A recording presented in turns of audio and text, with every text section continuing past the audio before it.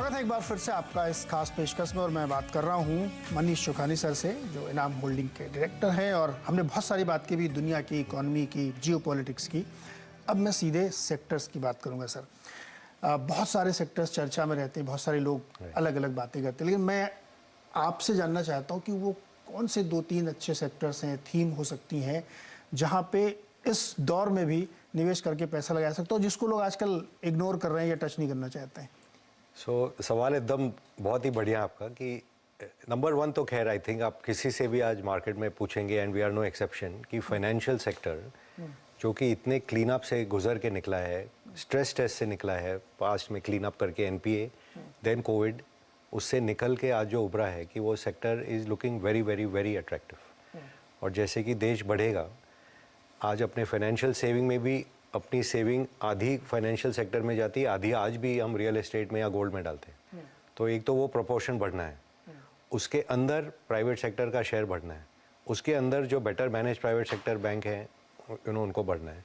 And आपने देखा होगा पिछले 2-3 साल में जैसे जो बेस्ट बैंक थे HDFC bank and all for example have not perform for 3 years। और आज भी सबको डर लगा हुआ है कि ये MSCI से अगर बाहर हो जाएगा मर्जर में या डिपॉजिट ग्रोथ कैसे होगा इनका। तो ये सब फियर के टाइम में जब great company in a fearful atmosphere you get, that's when money is made.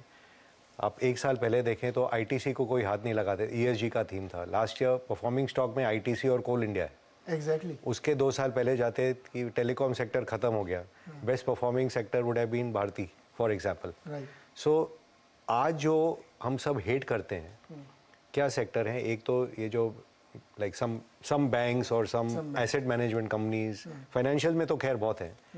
Media आपकी जो सेक्टर है वो एकदम हेटेड है कि OTT आके ख़त्म कर देगा, वो अब नष्ट हो गया नेटफ्लिक्स के रिजल्ट के बाद कि अब तो एडवर्टाइजिंग पे डिपेंडेंट होके थोड़ा ब्रॉडकास्टिंग करके रिकवर करना पड़ेगा।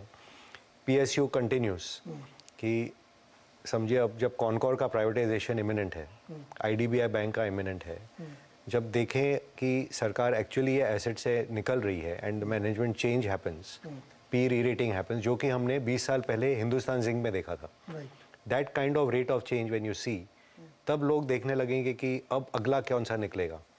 जैसे 2 साल पहले बात थी BPCL की, but timing turned out to be wrong, but eventually now people will come कि नया रिफाइनरी बनाने से बेटर है एग्जिस्टिंग वन को टेक ओवर करके इसको इम्प्रूव करके हम आगे बढ़ाएं। सो PSU शायद कुड डू वेरी वेल। ये सब कहने के बावजूद I will still say what I said in the beginning कि the era of one country bet, one market bet, one sector bat doesn't work anymore. And IT का example दूं कि आज आपको लगेगा कि वहाँ के IT सेक्टर एकदम डाउनफॉल होने वाले हैं अमेरिका में, तो हमारे IT सेक्टर पे भी छींटे आएंगे। बट अगर आप सोचें कि जब स्लो ग्रोथ होता है, जो मार्केट शेयर ले पाता है और उस एटमॉस्फेयर में जो ग्रो करता है वो डिसप्रोपोर्शनेट गेन करता है। तो आज अगर आप अमेरिका में हैं, you have great resignations happening, people don't want to come to work और they want to do work from home. अगर आपको किसी को कॉन्ट्रैक्ट देना हो, अब आप कॉग्निजेंट के पास भी नहीं जाओगे, वहाँ भी कुछ टर्मोइल है, IBM ग्लोबल में भी नहीं जाओगे।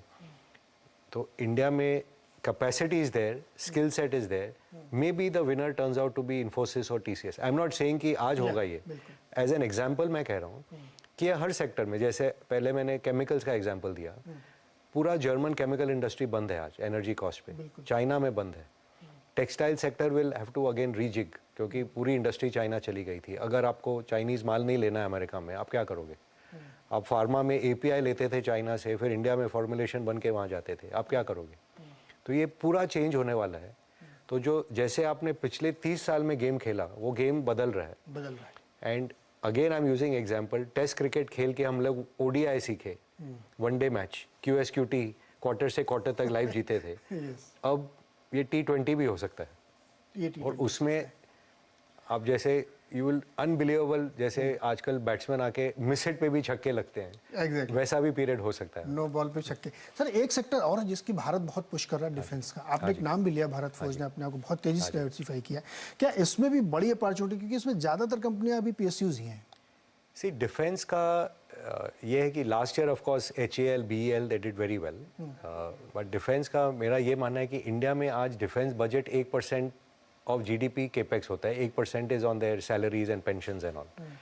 तो 1% जीडीपी यानी कि 30 बिलियन, उसमें आपको थोड़े तो रिकरिंग आइटम है, थोड़े आपको इंपोर्ट करने ही पड़ेंगे, तो 10-15 बिलियन डॉलर की लोकल अपॉर्चुनिटी है। तो ऐसा नहीं है कि कुछ 100-150 बिलियन हो जाएगा, बट इसमें अगर नाउ यू स्टार्ट एक्सपोर्टिंग, जैसे कि छोटे छोटे देश आए हैं करने, so it could be a 10-year theme कि surrounding nations, whether from South East Asia, whether from Asia, Africa, Middle East, they come and start buying, and उसमें 2-3 सेक्टर में लीडर जरूर निकलेंगे.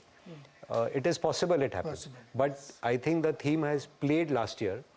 बट ये कोई ऐसा लंबा चौड़ा हो के इमीडिएटली बहुत ग्रेट हो जाए, at least I am not in that camp. Correct. तो हम लोगों ने बात की डिफेंस में, देख सकते हैं बैंकिंग फाइनेंशियल बेस्ट थीम लग रही है, और मोस्ट हेटेड इस समय का जो आईटी है वो एक्चुअली एट सम पॉइंट, क्योंकि दुनिया में अगेन टर्मोइल कुछ होगा. आप कैसे कह रहे हैं तेल 110 एक बार वापस हो जाए, रुपया घटे, वहाँ पे लगे रिसेशन हो गया यूएस में, इंटरेस्ट रेट में पैनिक हो जाए, वो आपके भाव से जब मिले ना, जब लगे कि आपको मुझे कन्विंस नहीं करना है, तब उस टाइम पे आप लीजिए. यस.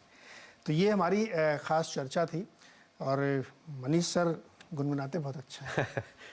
मैंने सुने हैं सर आपके, तो मेरी विशेष रिक्वेस्ट है दर्शकों की तरफ से कि सर एक दिवाली लाइन मुखड़ा कुछ गुनगुना दीजिए. आजकल ऐसा हो गया कि ज़्यादा मार्केट के बदले लोग गाने की सर इतना स्ट्रेस में है लोग कि लोगों को लगता है कि थोड़ा सा लाइट माहौल. आपके नाम के कविराज हैं नीरज, जो कि हिंदी में बहुत बढ़िया कविता लिखते हैं. गोपाल दास नीरज. हाँ, बहुत फेमस उनका गाना था फूलों के रंग से. सो मे बी उसका एक लाइन गा देता हूँ मैं. प्लीज.